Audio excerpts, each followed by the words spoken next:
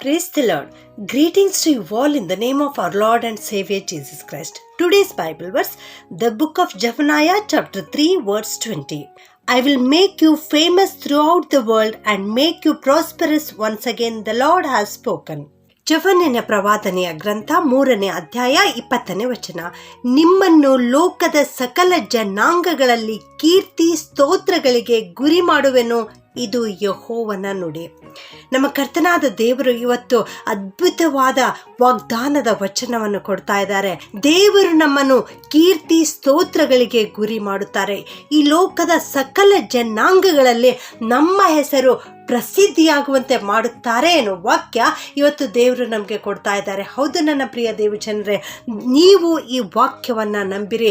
ದೇವರು ಇಂದಿನಿಂದಲೇ ನಿನ್ನ ಜೀವಿತದಲ್ಲಿ ಅದ್ಭುತ ಕಾರ್ಯವನ್ನು ಮಾಡಲಿಕ್ಕೆ ಪ್ರಾರಂಭಿಸುತ್ತಾರೆ. ನಿನ್ನ ಹೆಸರು ಎಲ್ಲ ಜನಾಂಗಗಳಲ್ಲಿ ಸ್ತೋತ್ರಕ್ಕೆ ಪಾತ್ರವಾಗುವಂತೆ ದೇವರು ಮಾಡುತ್ತಾರೆ. ನಿನ್ನ ಹೆಸರು ಕೀರ್ತಿಯನ್ನು ಪಡೆಯುವಂತೆ ದೇವರು ಅದ್ಭುತ ಕಾರ್ಯ ನಿನ್ನ ಜೀವಿತದಲ್ಲಿ ಮಾಡುತ್ತಾರೆ.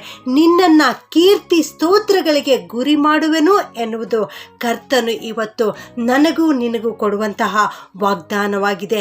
ನಿನ್ನ ಹೆಸರು ಅಪಕೀರ್ತಿಗೆ ತರಬೇಕು ಎಂಬುದಾಗಿ ಜನರು ಅಪೇಕ್ಷಿಸ್ತಾ ಇರಬಹುದು, ಆದರೆ ಕರ್ತನಾದ ಯೆಹೋವನು ನಿನ್ನ ಪಕ್ಷದಲ್ಲಿದ್ದಾರೆ. ಆದುದರಿಂದ ಆ ನಿನ್ನ ಶತ್ರುಗಳು, ಆ ನಿನ್ನ ವೈರಿಗಳು, ಆ ನಿನ್ನ ವಿರೋಧಿಗಳು ಮಾಡ್ತಕ್ಕಂಥ ಎಲ್ಲ ದುರಾಲೋಚನೆಗಳನ್ನು ದೇವರು ನಿರರ್ಥಕ ಮಾಡುತ್ತಾರೆ.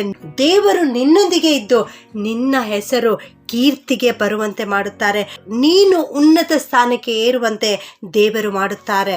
ಮೊದಲನೇ ಪೂರ್ವಕಾಲ ವೃತ್ತಾಂತ 29:12ನೇ ವಾಕ್ಯದಲ್ಲಿ ದೇವರ ವಾಕ್ಯ ಈ ರೀತಿ ನಮಗೆ ತಿಳಿಸುತ್ತದೆ, ಪ್ರಭಾವ ಐಶ್ವರ್ಯಗಳು ದೇವರ ಸನ್ನಿಧಿಯಿಂದ ಬರುತ್ತವೆ ಎಂಬುದಾಗಿ. ಹೌದು, ನಿನ್ನ ಜೀವಿತದಲ್ಲಿ ಪ್ರಭಾವ ಉಂಟಾಗಬೇಕು, ನಿನ್ನ ಜೀವಿತದಲ್ಲಿ ಐಶ್ವರ್ಯ ಬರಬೇಕೆಂದರೆ ಅದು ಕೇವಲ ದೇವರಿಂದ ಹೊರಟು ಬರುವಂಥದ್ದಾಗಿದೆ. ನೀನು ದೇವರ ಬಳಿ ಕೇಳಿಕೋ, ದೇವರು ಪ್ರಭಾವ ಐಶ್ವರ್ಯಗಳನ್ನು ನಿನಗೆ ಕೊಡುತ್ತಾರೆ.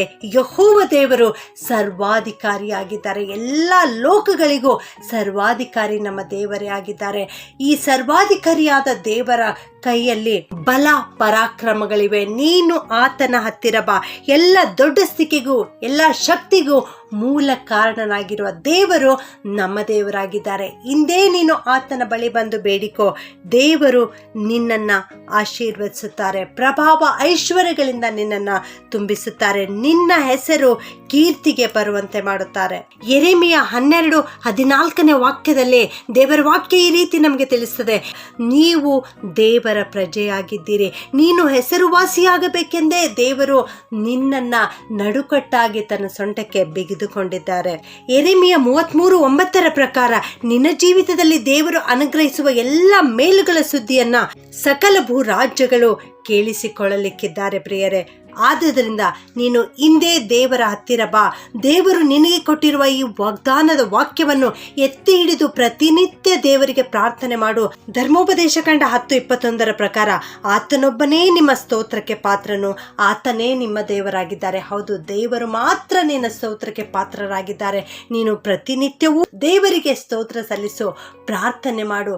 ಖಂಡಿತವಾಗಿಯೂ ಇಂದಿನಿಂದಲೇ ಇದೇ ದಿವಸ ಮೊದಲುಗೊಂಡು ದೇವರು ನಿನ್ನನ್ನು ಆಶೀರ್ವದಿಸುತ್ತಾರೆ. ನೀನು ಸಕಲ ಜನಾಂಗಗಳಲ್ಲಿ ಕೀರ್ತಿ ಸ್ತೋತ್ರಗಳಿಗೆ ಗುರಿಯಾಗುವಂತೆ ದೇವರು ಮಾಡುತ್ತಾರೆ. ಪ್ರಾರ್ಥನೆ ಮಾಡಿಕೊಳ್ಳೋಣ.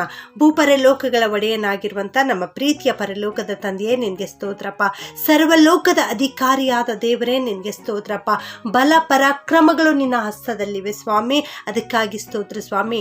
ಸಕಲ ಜನಾಂಗಗಳಲ್ಲಿ ನಮ್ಮನ್ನ ಕೀರ್ತಿ ಸ್ತೋತ್ರಗಳಿಗೆ ಗುರಿ ಮಾಡುತ್ತೇನೆ ಎನ್ನುವ ವಾಗ್ದಾನದ ವಾಕ್ಯ ಇವತ್ತು ನಮ್ಮ ಜೀವಿತದಲ್ಲಿ ಕೊಟ್ಟಿದ್ದೀರಿ ತಂದೆಯೇ, ಅದಕ್ಕಾಗಿ ಸ್ತೋತ್ರಪ್ಪ. ಈ ವಾಕ್ಯ ಕೇಳಿಸಿಕೊಳ್ಳುತ್ತಿರುವ ಪ್ರತಿಯೊಬ್ಬೊಬ್ಬರನ್ನು ಆಶೀರ್ವಾದ ಮಾಡು ಸ್ವಾಮಿ. ಇಂದಿನಿಂದಲೇ ಅವರ ಜೀವಿತದಲ್ಲಿ ಆಶೀರ್ವಾದಗಳನ್ನು ಕೊಟ್ಟು ನಡೆಸು ಕರ್ತನೆ. ಅವರ ಹೆಸರು ಪ್ರಸಿದ್ಧಿಗೆ ಬರುವಂತೆ ಮಾಡು. ಇಡೀ ಲೋಕದ ಎಲ್ಲ ಜನಾಂಗಗಳಲ್ಲಿ ಇವರ ಹೆಸರು ಪ್ರಸಿದ್ಧಿಗೆ ಬರುವಂತೆ ಕೃಪೆ ಮಾಡಬೇಕಾಗಿ ಯೇಸುವಿನ ನಾಮದಲ್ಲಿ ಬೇಡುತ್ತೇನೆ ತಂದೆಯೇ, ಆಮೆನ್.